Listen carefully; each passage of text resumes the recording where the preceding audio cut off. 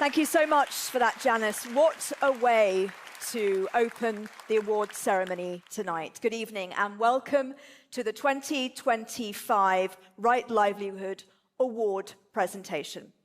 Whether you're here with us in Stockholm or watching at home all around the world, thank you so much for joining. My name is Nazanin Moshiri. I'm going to be your host tonight. As a journalist, I've spent years covering from the front line stories about conflict and climate disasters, moments where everything really feels broken.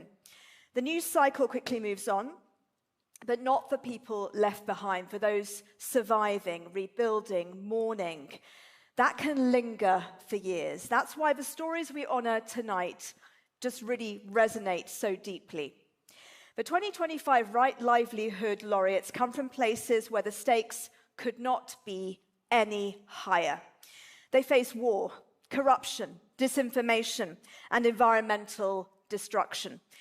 They didn't lean on those broken systems. Instead, they used their collective power to build new ones and to bring about change. So, let's welcome this year's laureates.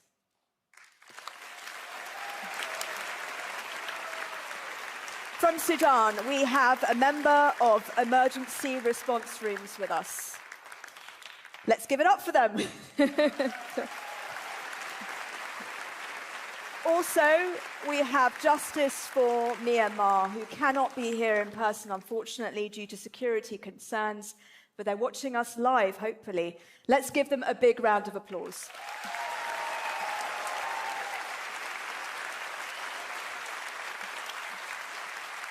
I'm so glad to welcome members of Pacific Island students fighting climate change from the Solomon Islands. You've come a long way. And Julian Agan from Guam as well. Thank you so much. A big applause for them. And from Taiwan, we have Audrey Tang.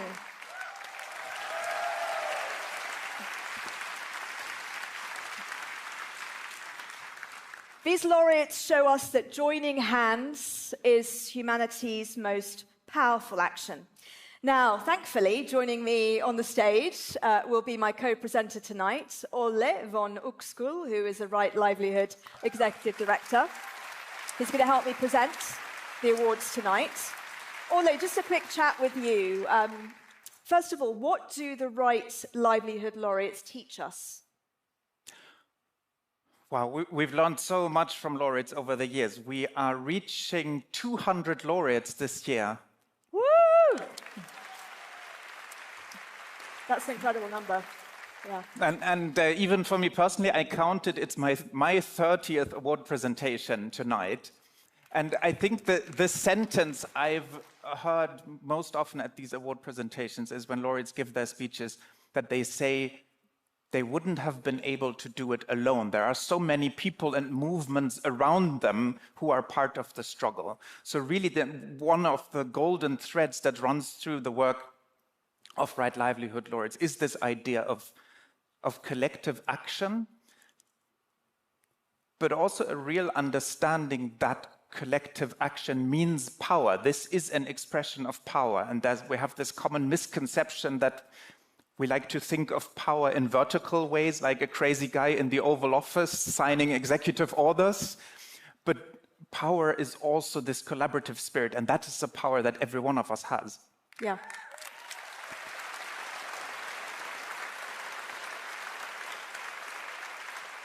So look, 2025 has been a really tough year. As I mentioned, we just had COP30.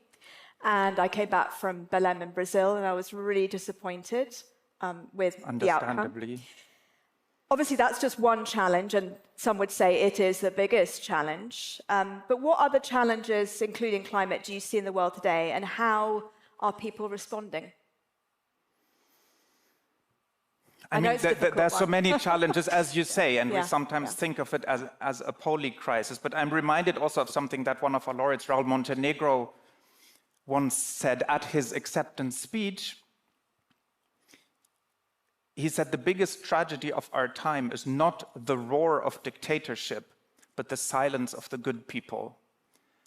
And we often ask ourselves, where does the silence come from? Is it convenience? Is it fear? Is it out of fatigue, also under the impression of so many crises? But we believe that the most important thing that is holding people back from taking action themselves is not seeing how they can make a contribution, how their actions matter. And that is the real superpower for people to realize that their actions matter. That is the real hope, I think, that we have as we're clearly going in for deeper crises in the future. I mean, interesting that you talked about silence there. Obviously, Justice for Myanmar can't be here, but in a way, they are able to get their message out despite that. How does Right Livelihood speak to these kind of situations? And that's just one example, I guess. I mean, our fundamental belief is really that people are essentially good. And so we are only here to accelerate things that are already taking root anyway. And we believe that if we can make this arc of personal agency and collective agency visible, then it is a natural reaction for people to step up in the time of crisis. And that's really the power of the collective. And I mean, even for us, we can't do that alone. We need the collective to support. And there are two important ways in which you can support Right Livelihood. When you go to our website, we need nominations for the next year of change makers that we want to honor who are transforming the world. And we also need support in terms of donations. So more information on our website when you want to support. Can anyone nominate? We accept nominations from everyone around the world. Yeah. And we do receive them from all around the world.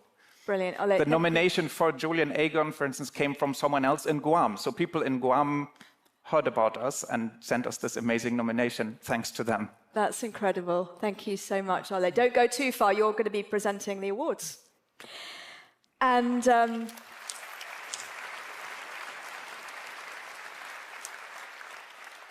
we begin in Sudan, a story that starts with community. When international aid, and in many ways it still can't reach people there, but when it really couldn't reach people there, neighbours stepped in. They formed the emergency response rooms in all 18 states, 26,000 volunteers, cooking, keeping clinics open, teaching children. They're keeping people alive today in Sudan. So there is a chance, if and hopefully, when, this horrific war is over. Let's take a closer look at their work. The emergency response rooms are like water. We're not an NGO that they can go to the headquarters and find the head of the NGO and shut it down. Can't touch us. We're so many. We're the community. احنا عادة في أوقات الحروب عارفين دائما إنه الدولة بتتخلى عن مسؤوليتها، وعارفين إنه طرفين الحرب الاثنين ما بيلتزموا بالقوانين الدولية في الحرب. اللي حصل إنه المجتمع نفسه قرر إنه هو ينظم نفسه من اليوم الأول الحرب. The situation in Sudan is the world's worst humanitarian crisis. It affects over half the population of Sudan. The amount of aid that's needed is beyond the capacity of any one institution. Because of the war that's raging, access is impossible for traditional humanitarian aid organizations in the traditional method. But the second week of the war, the emergency response were able to provide aid using mutual aid, which is the people themselves who need aid, they provide the aid for themselves. طوارئ برضو من نقاط قوتها إنها قائمة على الشفافية والمحاسبية والعدالة في توزيع الطعام، توزيع الدواء، توفير الموية النظيفة، توفير المساحات الآمنة للنساء والأطفال. Communities design, communities implement. $1 donated is $1 spent. So eliminating expenses, eliminating stipends and salaries and cars and rent. The humanitarian aid at the beginning, it was there. But now we come into it being an industry that is actually taking more than it's giving. In the emergency response rooms, we believe in the opposite. We believe in giving more than taking. The activities they do depends on who's in the neighborhood. If you have a doctor in the neighborhood who can run the local clinic, then he's going to do that. If you have teachers who can teach, they'll teach. The most amazing part is one community teaches the other community. And mutual aid is like water. It's gifts everywhere, and it spreads and you can't fight it.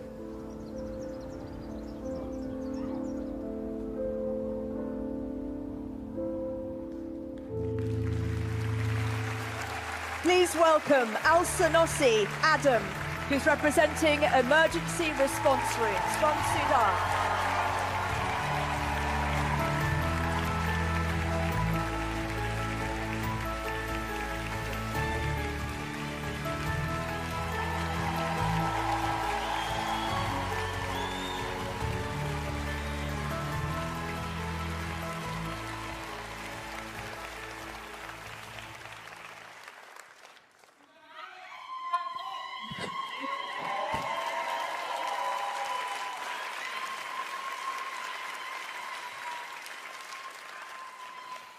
Thank you. I stand here today on behalf of the Emergency Response Rooms of Sudan, and with me, I carry the voices of thousands of volunteers who could not be here today because they're still on the ground saving lives every day. This award, it does not just honor an organization, it honors the people. It honors the Sudanese community who, in the absence of safety, institutions, and protection, built their own. It honors young men and women who turned homes into clinics, neighborhoods into lifeline, and grief into responsibility to one another. For us, this is an honor and a shield. In Sudan today, volunteers are facing a lot of they're being targeted, and volunteering became an act of courage, and it's often an act of risks. Our volunteers facing shellings, hunger, siege, and collapse of every services. They work without protection, without insurance, without any guarantee that they will return home, and yet they do it every day. This recognition gives us something we urgently need, the visibility, and with it, a measure of protection. It amplifies our effort to safeguard civilian volunteers and reinforce our messages to the international community that the grassroots responders are not a temporary substitutes, but an indispensable partners who deserve direct and flexible and trusted support. The Right Livelihood Award is often called the alternative Nobel, but for us, it's something deeper. It's a proof that the world sees Sudan, that the quiet courage of our volunteers carrying water across front line, delivering medicine by bicycles, evacuating families under fire is now invincible.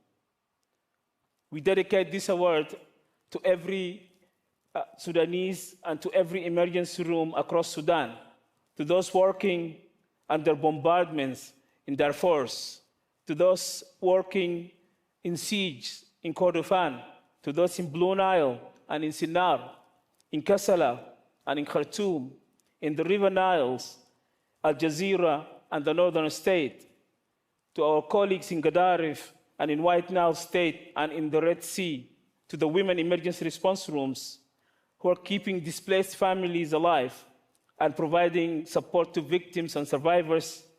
This is your award.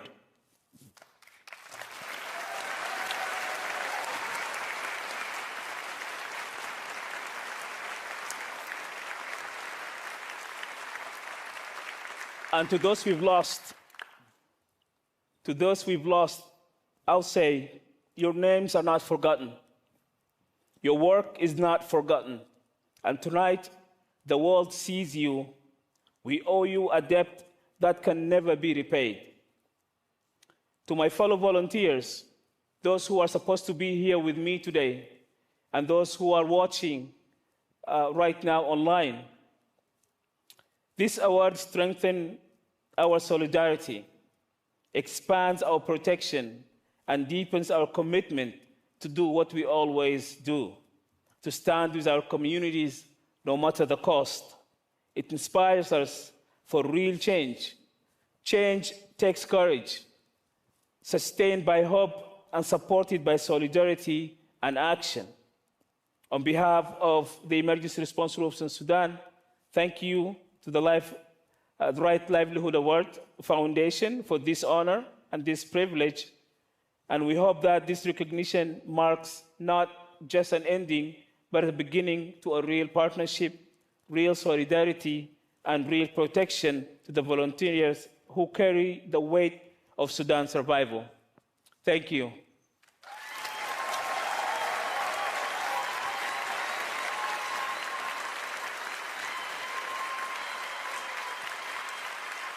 Let's stay here. Ben.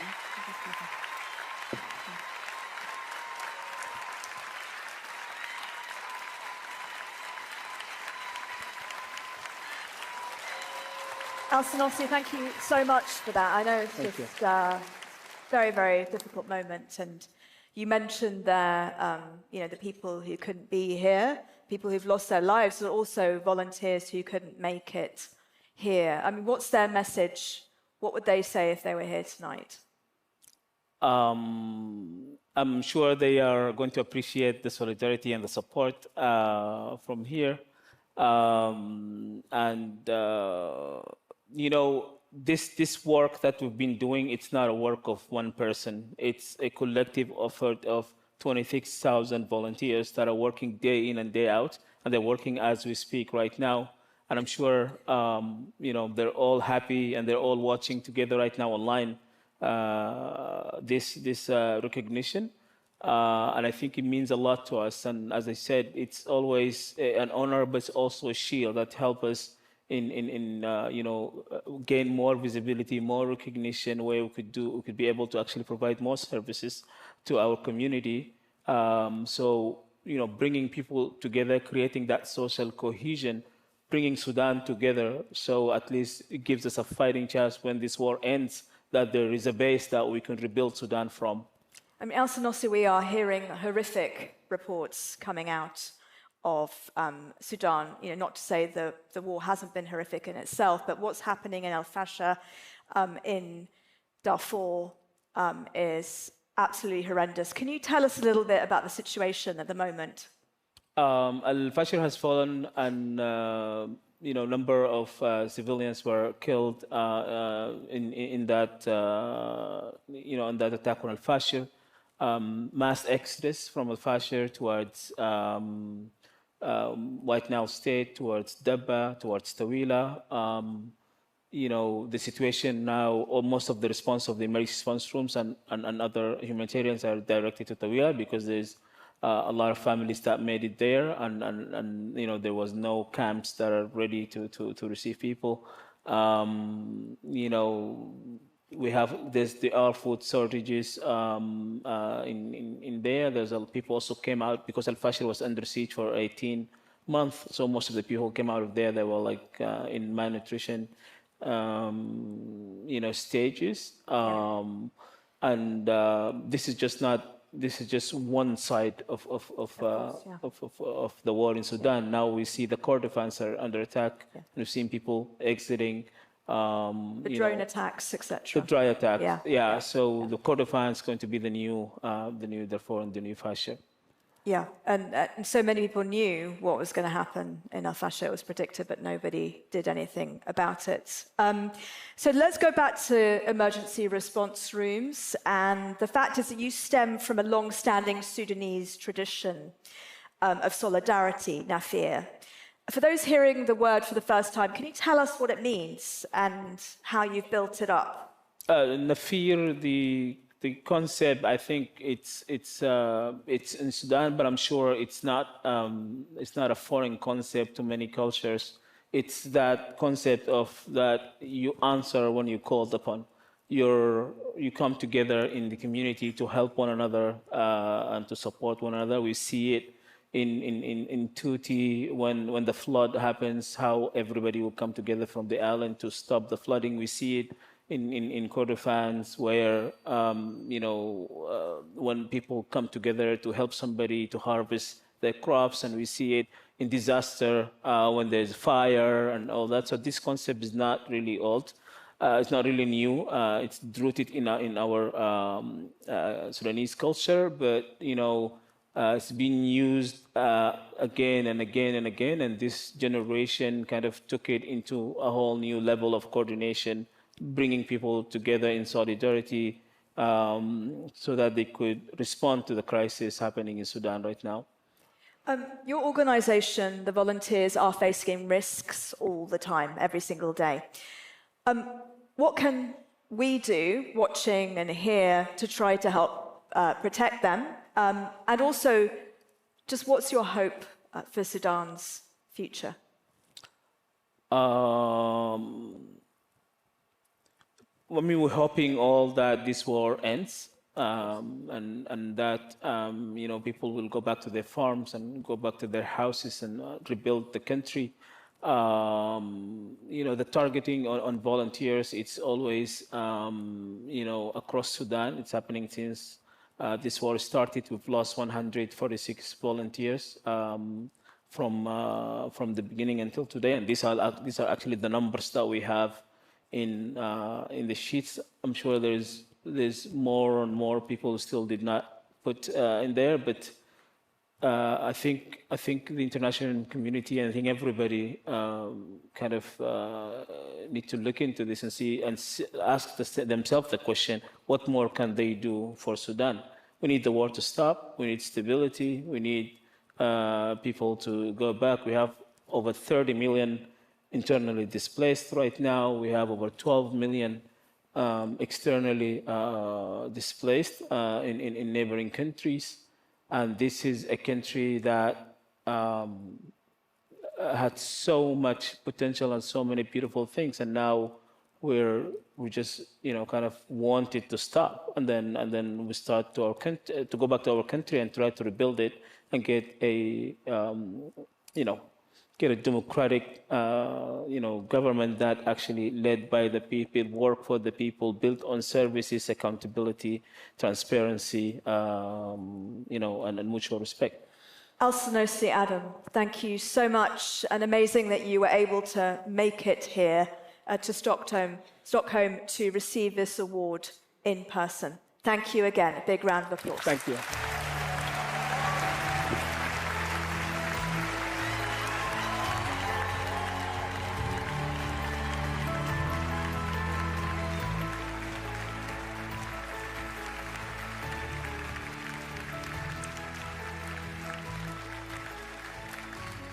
Gosh, that was quite emotional, I think, for all of us. Now, around the world, women laureates are at the forefront of change. Many lead their work in the toughest of environments, often without support they deserve. Right Livelihood has launched the Women Laureates Hub to bring them together, to share knowledge, to strengthen the networks, and to stand side by side. Let's take a look at how this growing community is shaping a more just and equal future.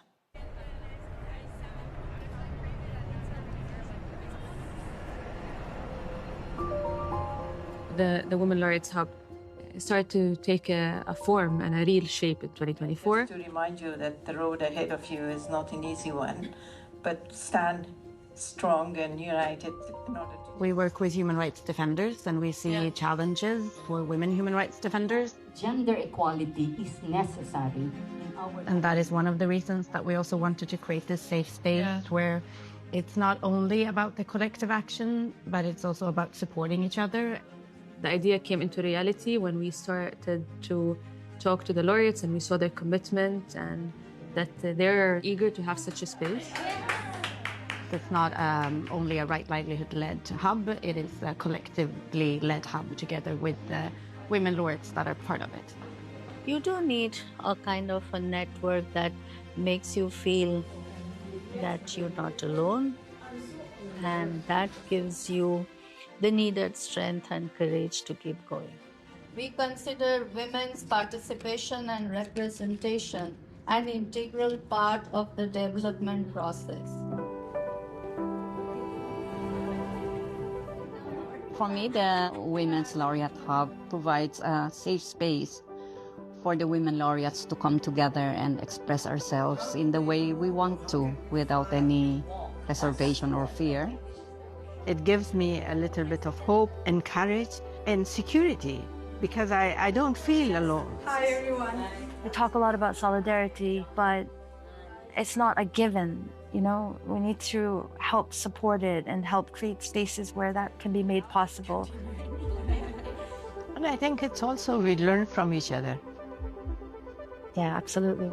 It's important for us to also have a common voice on pressing issues, confronting not only women, but the wider society.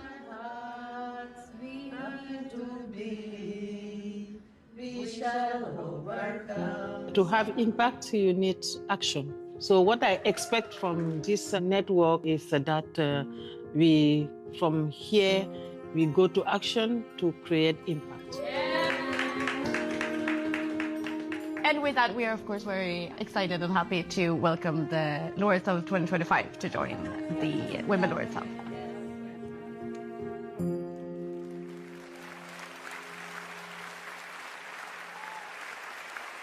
Justice for Myanmar is an anonymous collective. They expose international financial ties that fund Myanmar's military junta. Their work puts them in such danger that they cannot show their faces and we can't even hear their voices. We hope they are listening tonight and watching us tonight, though. Let's find out a little bit more about the work they do.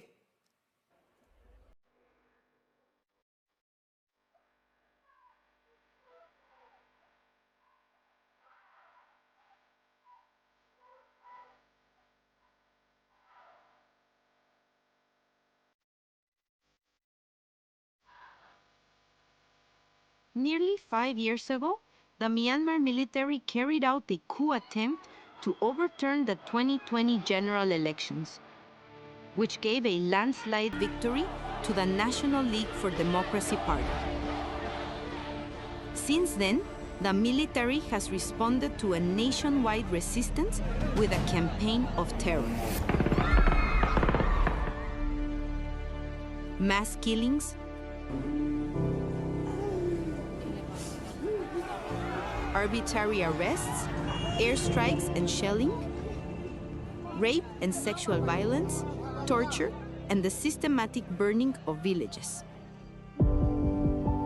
We, Justice for Myanmar, are a covert group using forensic research, data visualization, and follow the money methods to expose the Myanmar military cartel, so as to dismantle the business networks fueling brutality, corruption, and mass-scale suffering in Myanmar.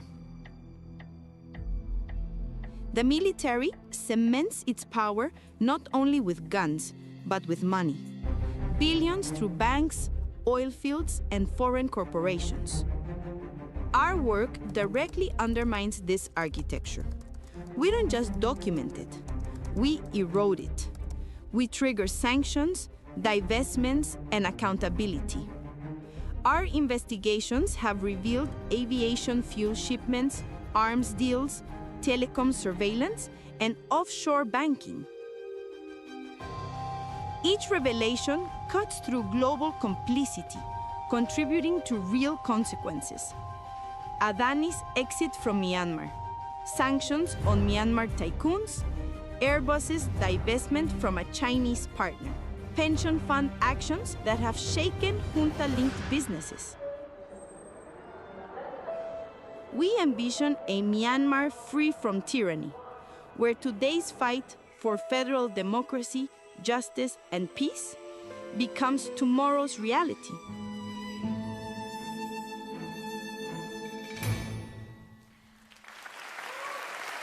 Unfortunately, representatives for Justice for Myanmar, as you can see from the empty seats behind me, couldn't be here tonight because it would just put them in so much danger revealing their identities. For this reason, they are receiving the award in absentia.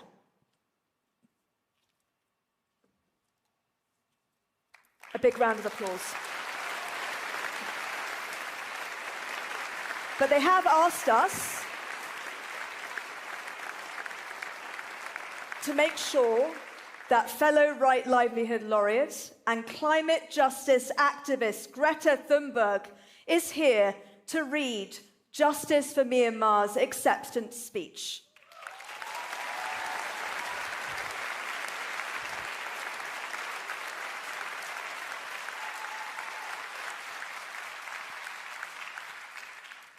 We are deeply humbled to be recognized by the Right Livelihood Foundation alongside fellow laureates from the Pacific Islands, Taiwan, and Sudan, whose work inspires us. We accept this award in honor of the courageous people of Myanmar who, for nearly 5 years since the military's brutal coup attempt, have stood against the junta with unyielding strength, dignity, and immense sacrifice. This award belongs to them. It belongs to the youth who marched in defiance, determined to build a future without tyranny. To those who continue to seek justice after decades of oppression, to the whistleblowers who risk everything to tell the truth, to those who have given their lives so others may live free from the military's brutality, and to the countless people who continue to fight for a federal democracy built on peace and justice for all. We stand with you. Since the illegal coup attempt of 2021, the military has unleashed a campaign of terror against the people, with mass killings, torture, sexual violence, airstrikes, and the burning of villages. Even the children are not spared. These crimes are being committed by the same perpetrators of genocide against the Rohingya with total impunity.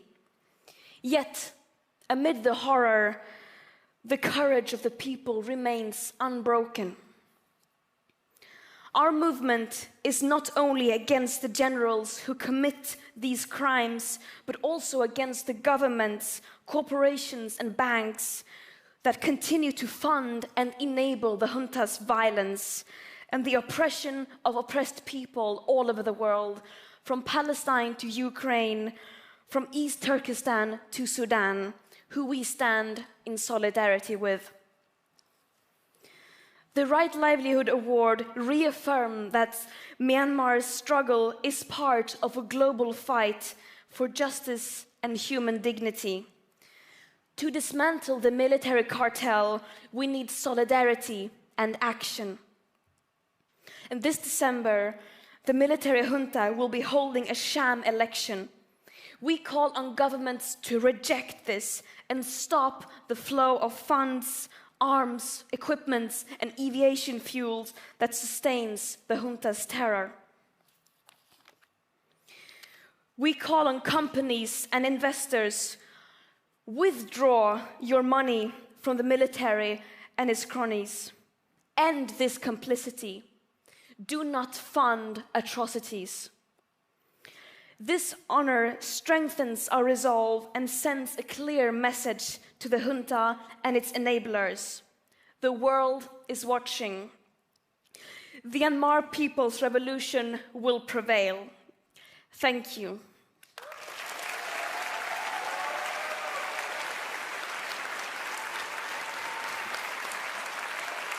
Thank you so much to Greta Thunberg for coming here tonight to read the statement. We're going to stay with Myanmar, and we're very lucky to have Montse Ferrer, who's from Amnesty International. She's a Deputy Regional Director of Research for East and Southeast Asia and the Pacific, a very large area. Let's find out a little bit more about what's happening in Myanmar. Unfortunately, it's just not really in the news with everything that's going on in the world right now. Can you tell us about how the situation's evolved this past year? Absolutely. The situation is unfortunately grim. Since the coup, around almost 5 years ago, the conflict has continued to escalate. And this year is no exception. In 2025, we have seen a record number of airstrikes, many of which amount to war crimes. A lot of these have hit civilian infrastructure, schools, hospitals, religious buildings. Just a few weeks ago, an airstrike hit a school in the middle of the day, killing dozens of children by the Myanmar junta. In addition to that, we have thousands of political prisoners, many of whom are suffering from torture and ill treatment. This year, 2025, a number of them died in custody. In addition to that, we have, as Justice for Myanmar has mentioned, elections coming up, which many of us see as sham elections. But in the build-up, anyone who's speaking publicly against these elections is facing harsh, brutal sanctions in country. And finally, we have had a significant cut in aid in this country, in Myanmar, following the earthquake that hit Sagaing region. And so that's severely hit civilians, internally displaced people, and refugees across the border. I mean, the earthquake barely made the headlines, did it? Yeah. Unfortunately.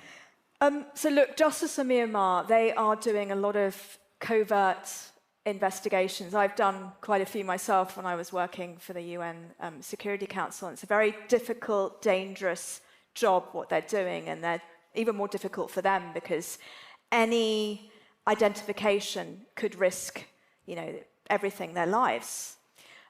So what are the risks for groups like them? Just talk us through. Yes, I mean, look, they're not here today. The reason why they're not here is because the risks are as serious as they can get. I mean, we're talking about death, injury, death to family, death to friends, and ultimately stopping them from doing the work. We're talking about the serious kinds of risks. And what can we do? There's a lot that we can do, specifically on Myanmar, and I've spoken to Justice for Myanmar, so some of these messages come also from them. First, especially for audiences in Sweden, inform yourself. Justice for Myanmar and the Swedish Burma Committee have put out a piece recently talking about how a lot of the pension funds in this country, in Sweden, are being invested in companies that have links to the Myanmar junta. So inform yourself, know where your pension fund are going. That's one. Two, and this message is for...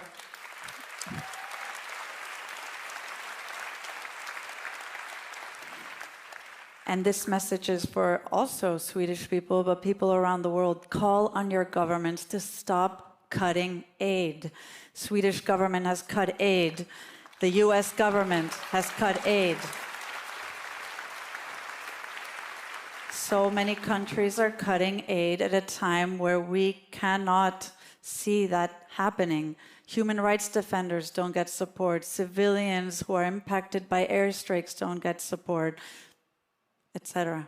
This is really not a moment to be cutting aid. Monsifero, thank you so much from Amnesty International. Thank you. So, don't go anywhere, because right now we are going to have an amazing performance from Loni Deer, the musical project of Swedish artist Emil Svanningen. His songs are known for their quiet intensity, blending fragile melodies and orchestral depth and emotional honesty. Loni Deer's music invites us to listen closely, to find strength in gentleness and connection in sound. So give it up for...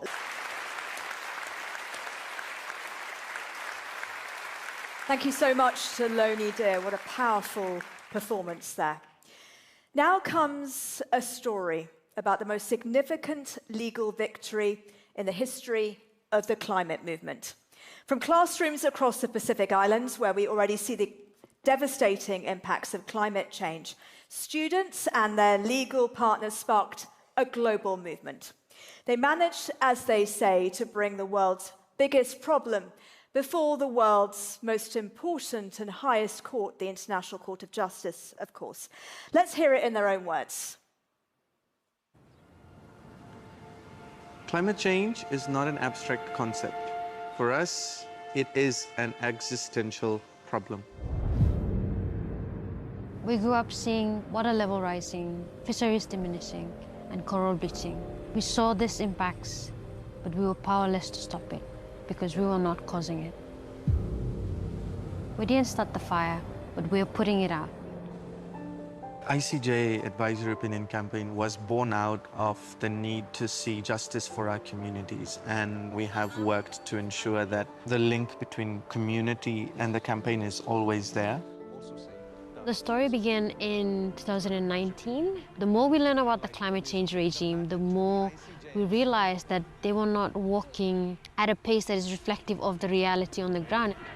And so we realized that we need to take this journey towards the International Court of Justice to seek an advisory opinion on climate change and human rights. The Pacific Island students fighting climate change rallied the world behind the call to bring the world's biggest problem, i.e. climate change, to the world's highest court. My name is Julian Uggan. I'm the founder of Blue Ocean Law, a law firm based in Guam that works across the many islands of Oceania at the intersection of indigenous rights and environmental justice. I founded Blue Ocean Law because it was abundantly clear to me that there needed to be a law firm that was built and designed and conceived by indigenous peoples, for indigenous peoples, in particular for the peoples of the Pacific, a region that's really underserved when it comes to human rights law and environmental law. Climate injustice stems from many injustices that have taken place in the Pacific historically. The nuclear testing, colonization, it's still visible today through geopolitics and international relations and perspectives towards the Pacific. They see this great ocean of space and tiny islands as places that is devoid of the human spirit, the human soul, and human experiences. When the International Court of Justice advisory opinion was given, I was very emotional, mostly because a lot of people have given so much for this work. I was happy and relieved that their hope was not misplaced. Every aspect of this 5-year-long campaign was deeply collaborative. All the most climate vulnerable peoples, communities, and countries sort of rising up together and pursuing this with just like unmatched moral clarity. It is so decided. We understood that this campaign is not a sprint, but a marathon. People are dying all across the world. It was never about one individual, about one organization. We're just a symbol of everyone else that's been behind us.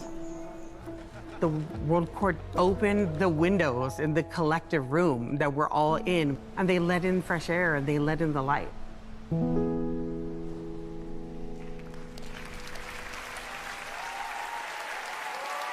And you saw them there in the video, and they're here with us tonight. Please welcome Solomon Yeo, Belinda Rikimani, representing Pacific Island students fighting climate change, and Julian Uggan.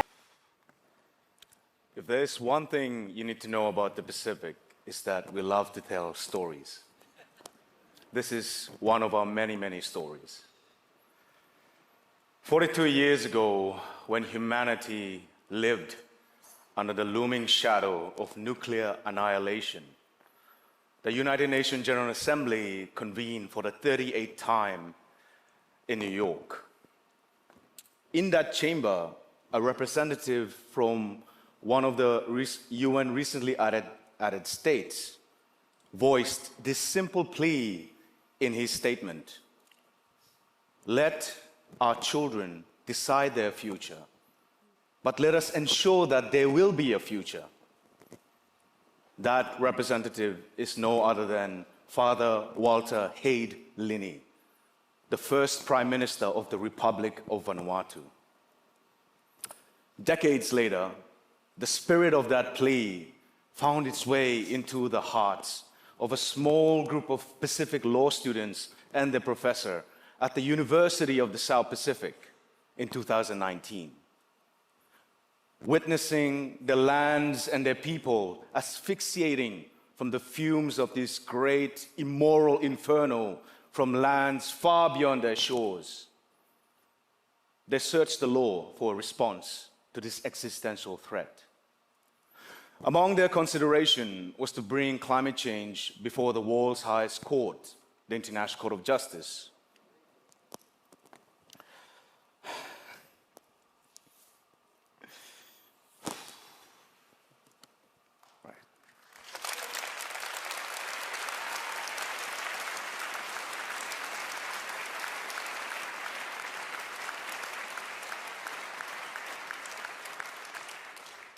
In hindsight, given the enormity of the task, but the consequences of inaction, they taught, why not?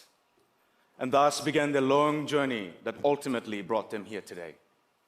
Friends, if our journey has meant anything, it is for this compelling reason.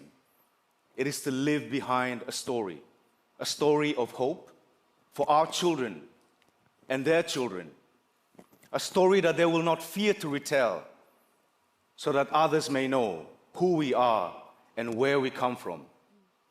So long as these stories are carried forward, there will be no tide, there will be no cyclone, there will be no flood that will be strong enough to wash away the peoples of the Pacific.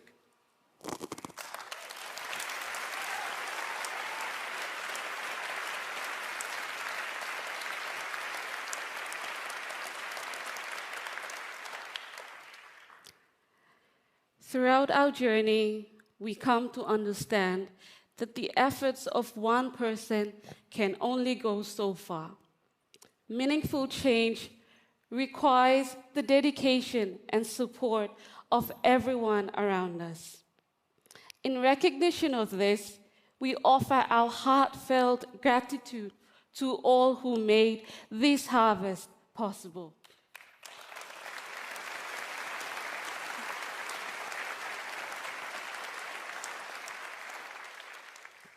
First, we acknowledge our organizers, our nominators, to recognize the work shared with our core recipient.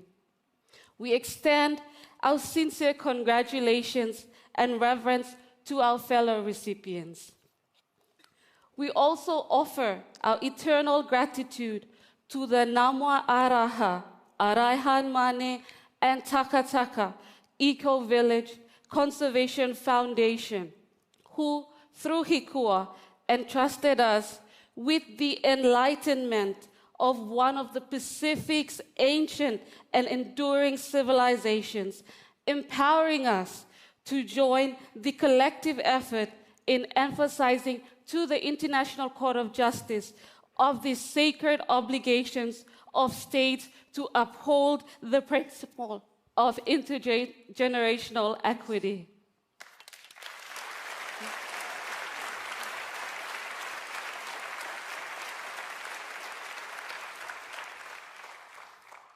To our esteemed co-recipient, nominators, our communities, our alliance of civil society organizations, our governments, our professors, our friends and families, it has been a profound honor to work and serve alongside you all, and to kindly remind you all that the actual work starts now.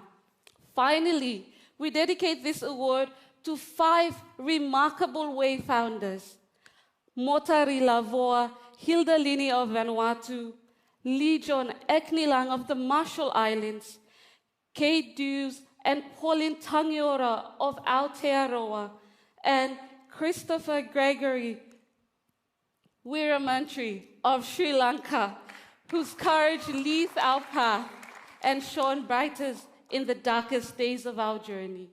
Thank you, and big falata getumas.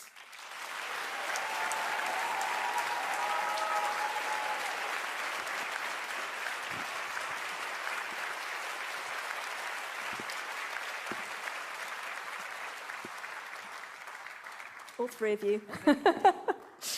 You did so well there. Huge congratulations. Solomon, I just wanted to ask you, look, this is a sort of unlikely alliance. There have been many in history, but this is students, lawyers, diplomats, activists. What did you learn from collective power when these very different worlds were connected together?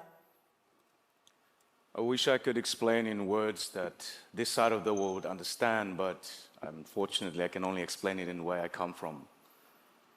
In the Pacific and in our communities that we work with for this advisory opinion, there's a word for loosely translated for relationship, is the word we call hikua, and which Belinda has highlighted in her intervention. And that word, loosely translated being relationship, but for our communities, it goes beyond just that word relationship. It's more. It's about showing up when the time matters. It's about sharing food, or kai kai, as we say in the Solomon Islands. It's about sharing time, being there for one's loss. Just that solidarity is, in itself, unique in the Pacific. And that, not only we promote it within ourselves, in our groups and our civil society and actors in the Pacific, we also brought that to the international stage. And I think that has what brought many of these hands together to collaboratively work together on this initiative.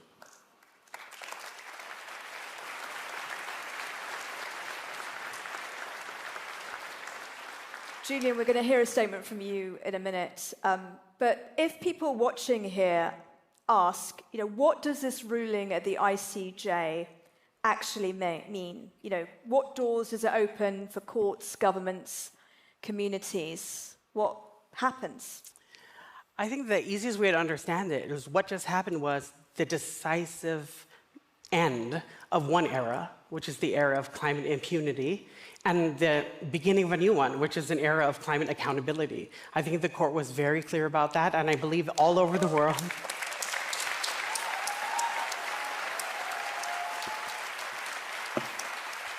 Yeah. I would just quickly end by saying all over the world, climate vulnerable countries and communities that are frontline communities are actually taking the opinion, the best pieces of it, and actually determining in what domestic courts and what regional forum, what international tribunals that they can go and leverage it now. Because that's what we need to do now to translate these abstract legal victories into tangible justice for frontline communities. Thank you so much.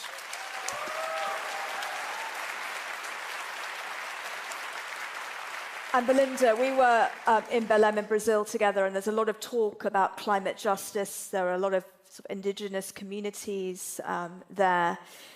But climate justice, if it were real in your islands, what would daily life look like, and what would it mean to you?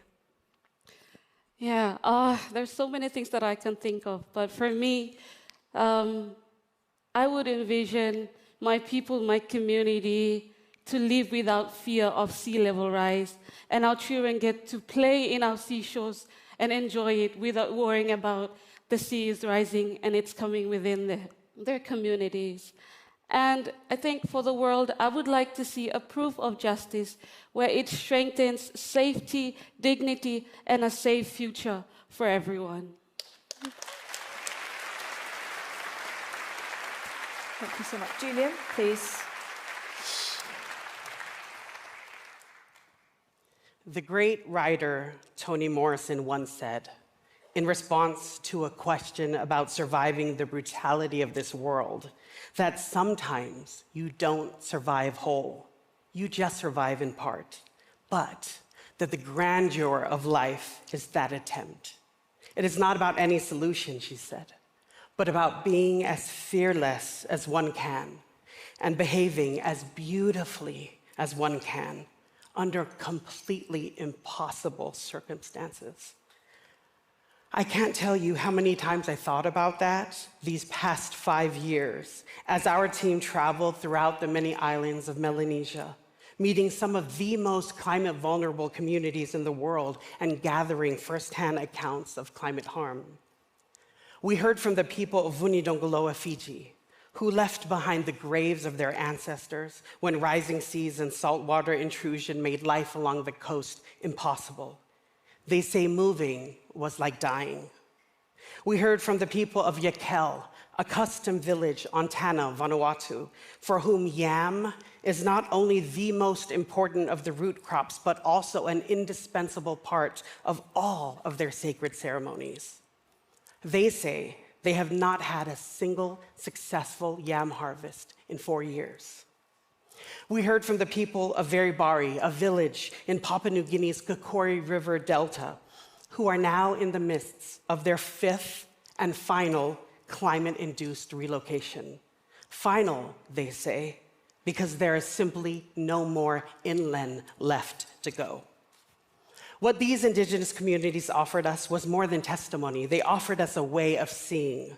They described not only their obvious losses of crops and coastlines, of food and fresh water, but also the rapid unraveling of rights essential to human dignity, the rights to life, health, culture, self-determination. Listening to them required translating their stories into legal language, yes, but more importantly, it required recognizing that even as they spoke about the environment, they never once used the flat language of environmental stewardship. Theirs was a language of respect, reciprocity, relations, a language of radical love and radical anti-commodification. In short, a living language. And even in the thick of their grief, they welcomed us, shared their sacred foods with us, opened their private worlds to us. They did all of this with a generosity of spirit that is difficult to describe. The word that comes closest is sublime. Moreover, the contribution their testimonies made to the outcome of the now historic ICJ Climate Change Advisory Opinion cannot be overstated. Let us talk about one aspect of that outcome now. For the first time in history, the ICJ has confirmed that the general law of state responsibility applies fully and unequivocally to the conduct responsible for climate change. The court made clear that when states breach their primary obligations to reduce emissions, to prevent transboundary harm, to act in accordance with the best available science, the full panoply of secondary rules is triggered. States that fail to exercise the required diligence now incur international responsibility, including the duty to stop their wrongful conduct, to offer assurances of non-repetition, and crucially, to make full reparation for the injury their actions have caused. By rooting climate obligations in this long-standing legal framework, the court has opened a real and workable pathway toward reparations. The court, in short, transformed what for decades was a plea from the climate vulnerable into a matter of legal consequence, a recognition not only of the law they are owed, but of the dignity they deserve. The world owes these frontline communities a great debt. I would like to end my remarks tonight by thanking the person to whom I owe my greatest debt, my partner, Ronald Regis Gogo, who is here with me tonight. Without his work,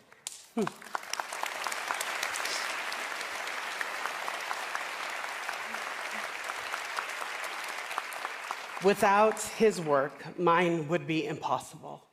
For he has walked beside me, yes, but he has also walked ahead of me, too, to clear a path, to clear my own road of debris.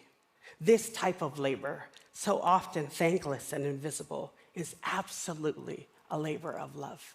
Thank you, love, and thank you all. Thank you to Julian, Solomon, and Belinda. Please take a seat, thank you. Okay, so if you're watching at home, don't put the kettle on just yet. We have some good stuff coming up, including our final laureate. 2025 is the International Year of Cooperatives. There are actually two cooperatives who are among the Right Livelihood Laureates, brilliant ones, embodying the spirit of shared ownership and shared strength. Seco Sosola in Venezuela and Sekatsu Club in Japan. This May, Right Livelihood brought them all together in Zurich, in Switzerland, for the first time to learn from one another and imagine new ways for communities to thrive. Let's find out about these two extraordinary organizations. Around the world, people are rewriting how we live, work, and care for each other. Seco Sosola and Sekatsu Club, while born worlds apart, are united by one idea. Communities can build the systems they need.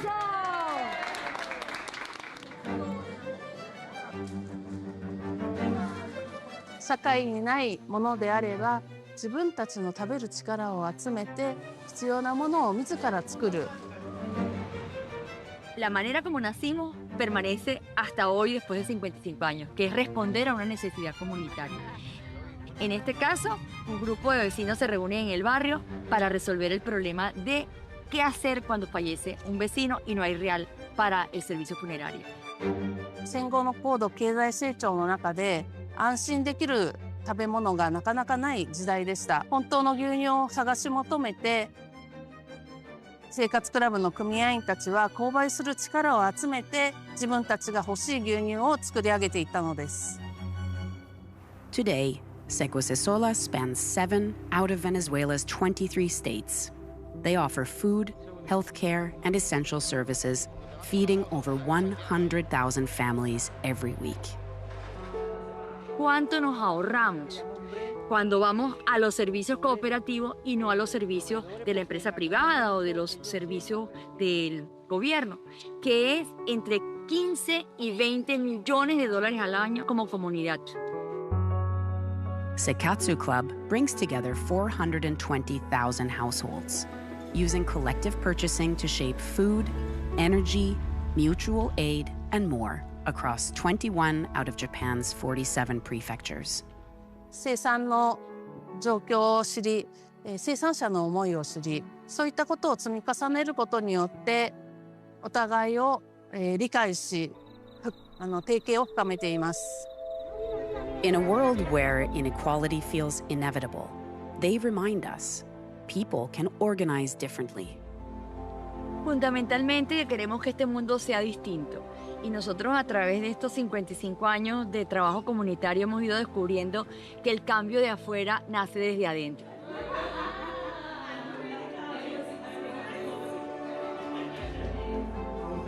海水の塩分濃度は 3% と言われています。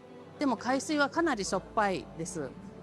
3% の人々の力が共同して集まれば大きな変化をもたらすことができる。Their work shows what's possible when we reshape power together.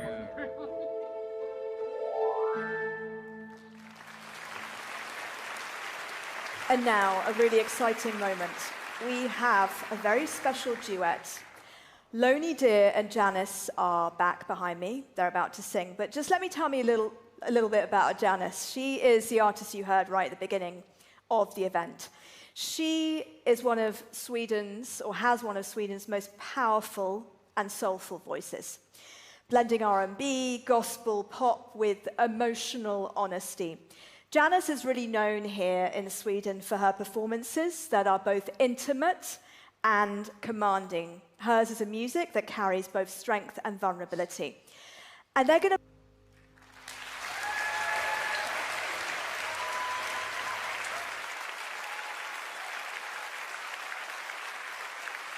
What a wonderful way to introduce our final laureate. Trust me, Audrey Tang smiles through all the difficulties that Audrey has faced. Now, our final laureate, Audrey Tang, invites us to imagine democracy not as a system, but as a shared conversation, one in which every voice can be heard. In Taiwan, Audrey Tang has used technology to weave connection instead of division, building a model of open, participatory governance that is now inspiring communities around the world. Let's find out more. We are in a decade where people who are actually not that polarized because of social media, they think we are more polarized than we actually are. So it's an illusion of polarization. All the democracies are facing kind of existential threats from polarization, from growing populism, from teenage people feeling they're disenchanted with politics, but also with media. I'm Audrey Tang, Taiwan's Cyber Ambassador and First Digital Minister. In 2014, in Taiwan, the government was having 9% of approval rate. We occupied our parliament for 3 weeks peacefully, and I helped to turn that protest into a demonstration, a demo for a better system. And in 2016, I got promoted into a full cabinet minister in charge of social innovation, youth engagement, and open government. So already by 2020, the approval rate was as high as 71%. Taiwan became the first in Asia when it comes to internet freedom. We remain the most free and also the least polarized. We, the people, are the true superintelligence. And the ideas we have come up with in Taiwan, the idea of bridge-making systems, the ideas of collaborating to strengthen our civic care through digital democracy, is now getting a lot more resonance around the world, from here in Oxford to California to Japan to the EU. We don't need a super AI to solve our problems. All we need is better ways to listen to each other across differences, to turn the conflict into the fuel of co-creation. The future is already here. It's just not yet evenly distributed. Our work is to decentralize, democratize, and defend this future together. I would love to be a good enough ancestor who have freed the future, meaning that I leave the future generations with a wider canvas, with more possibilities than the one that I was born into. 4 million years, plate against plate. Taiwan, forever rising, forever starward. Freedom and democracy did not fall from the sky. They were forged under intense pressure, cultivated by the blood, sweat, and tears of those who came before us. Polarization has long been considered a fire to be extinguished. But in Taiwan, we learned a new way. We learned that as the youngest tectonic island in the world, crashing plates give rise to majestic verdancy. We built a geothermal democracy. The crashing plates turn into positive energy for renewal. This is the challenge for all democracies facing backsliding. Not to silence, but to channel conflict. AI must not divide us with outrage. It must connect us through uncommon ground. We, the people, are the true superintelligence. To be Taiwan's first Right Livelihood Laureate is not my honor alone, it is ours. To everyone who etched their mark on digital freedom, to everyone waging peace across the world, thank you. "婆娑之洋，美丽之岛，公民之国，万花之中。Swirling ocean, beautiful islands, a transcultural republic of citizens. Let's free the future together."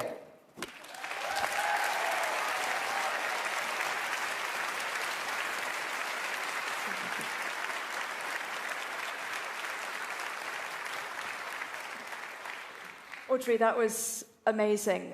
When I was listening to the song just before Smile, I was actually thinking about you, because you've just been through so much with your health issues, with threats against you, and I just really want to understand what keeps you going. I strive to be a good enough ancestor because when I was 5, doctor told me and my family that this child only have 50% chance to survive until heart surgery, which I got when I was 12. So every night I feel like a coin toss. So I adopt a mantra called "publish before I perish." I document everything I learned, cassette tapes, floppy disk, and the internet, and to make sure that the people in the Creative Commons, in the open data, open source, open access movements can continue my work if I don't wake up the next day. Wow, that's just incredible.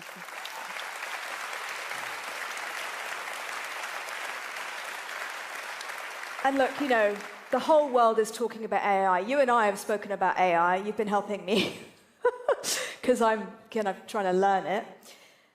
You mentioned there in the video that we don't need AI in a way, but we can use it, right? How can we use AI to bridge our divides? How do you do that? I don't rely on AI as addictive intelligence. To put a human in the loop of AI addictively is like putting a hamster in a wheel. The hamster is feeling great, doom scrolling, but there is no steering. The wheel isn't going anywhere.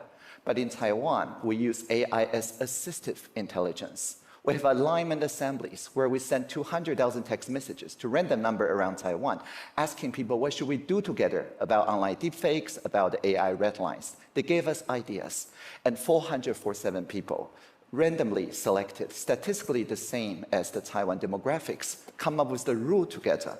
The know your customer rules, digital signature, liability, throttling the social media platform that do not agree on the liability rules, and then we put them into work.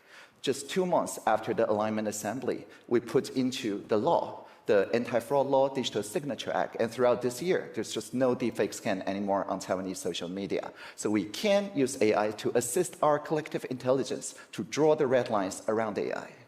That's just fascinating. That's brilliant. And I think a lot of countries should be listening and learning from that, because we need more regulation. Now, you argue that the current polarization of our societies is often an illusion, you say, amplified by social media. What's one change we can make so people actually feel less divided online? We need to start measuring ppm, not the CO2 parts per million, which is very important, but polarization per minute. We need to demand the freedom of movement between social media platforms so people can foster co-creation on platforms with less ppm. Not just measuring it, but also thinking about how we describe such platforms. When I became digital minister in Taiwan 2016, 数位 in Taiwan means both digital and plural. So I wrote a job description that's very short, go like this. When we see Internet of Things, let's make it an Internet of Beings. When we see virtual reality, let's make it a shared reality. When we see machine learning, let's make it collaborative learning. When we see user experience, let's make it about human experience. And whenever we hear that a singularity is near, let's always remember the plurality is here. Thank you so much for that. Wonderful. So, Audrey, don't go anywhere. We're going to do something a bit different this year. We are going to get all the laureates back up here with us, please. So, you take them all. You take it.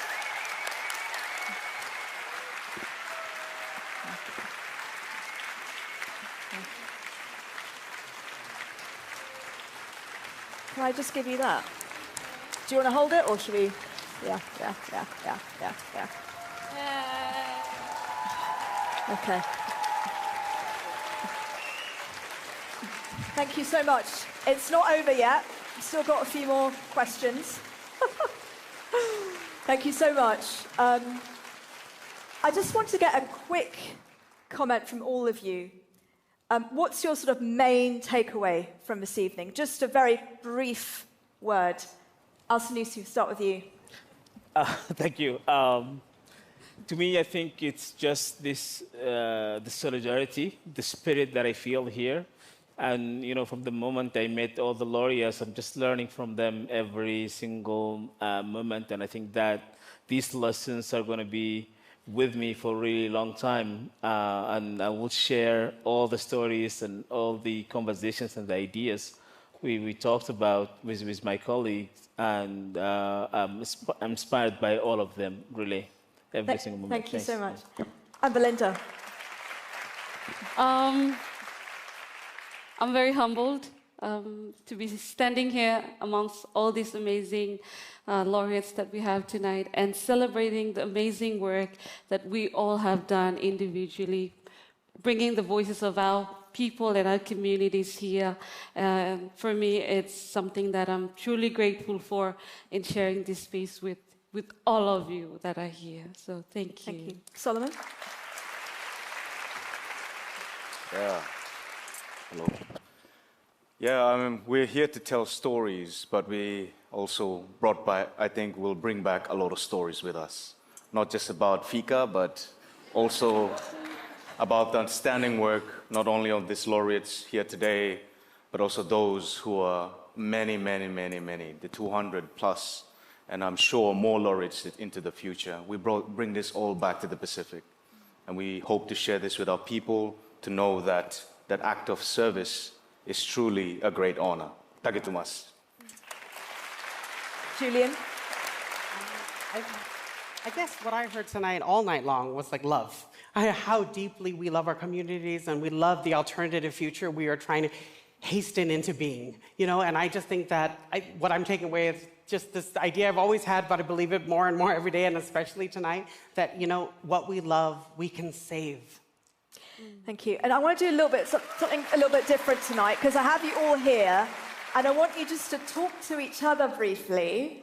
And I know you've been talking a lot the last few days to each other. We had dinner last night, which was amazing. Well, it wasn't last night, the other night, but anyway. I want you to talk to each other and basically tell each other, what are you going to do with this? Like, tonight's been about collective action.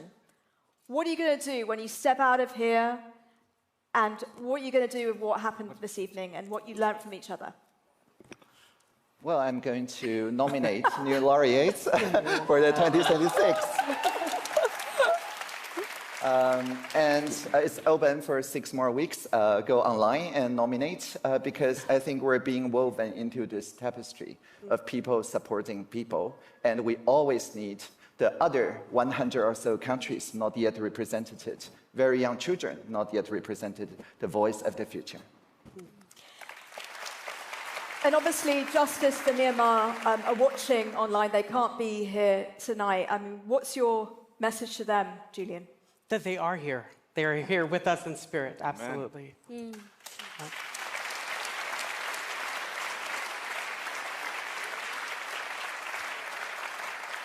And Alcinosi, you've heard here from, obviously, the Pacific Island students. You've heard from Julian. You've heard from Audrey and also Justice of Myanmar. What are you going to take back to Sudan from all of this? First of all, the Justice for Myanmar, you have a special place in my heart, and I'm rooting for you and you know, with you in solidarity, and hope to meet with you one day. The journey sometimes seems a little bit difficult, and you know, the light at the end of the tunnel seems usually really far. But you'll get there, and we're with you when you do. And you know, I think just from all this networking and all the connections that we had here, I think there's a lot, you know, areas where we could, you know, kind of share these lessons, you know, among ourselves. You know, we have a team of geniuses also in Sudan who are developing our systems and kind of trying to navigate that thin line between like relying on AI but using it for good. So I think these are going to be a lot of you know, collaborations on these areas. You know, and then you guys, we also have the emergency lawyers who are trying so hard to kind of document and take you know, cases to the ICC and to you know, to justice. So there's a lot of areas, I think, where we could actually collaborate and work together. And I think, as our host from the Right Livelihood Awards said, this is a community, and we're starting now, and this, you know, the journey has just started for all of us. And I'm so happy to be here, and I'm actually so happy. Just want to acknowledge my Sudanese fellows who are here. I didn't know.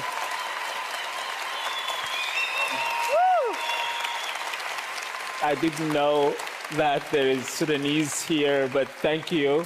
You made me feel home, and thank you for, this is also your award.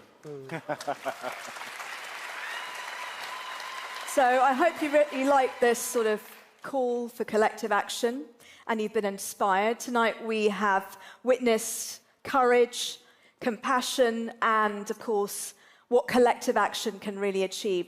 To the laureates, thank you for reminding us that change begins with joining hands. We can all kind of hug. Group hug, group hug. And to everyone watching, I hope these stories stay with you. I know they will for me anyway. To act in your own way for a more just, peaceful, and sustainable world. So look, even if your own individual actions feel like a tiny drop in the ocean, remember when they're multiplied by others, we're all together, right? Change begins to happen. So, good night to all of you here in Stockholm, and thank you to all of you watching. Let's give a final round of applause to our wonderful laureates of 2025.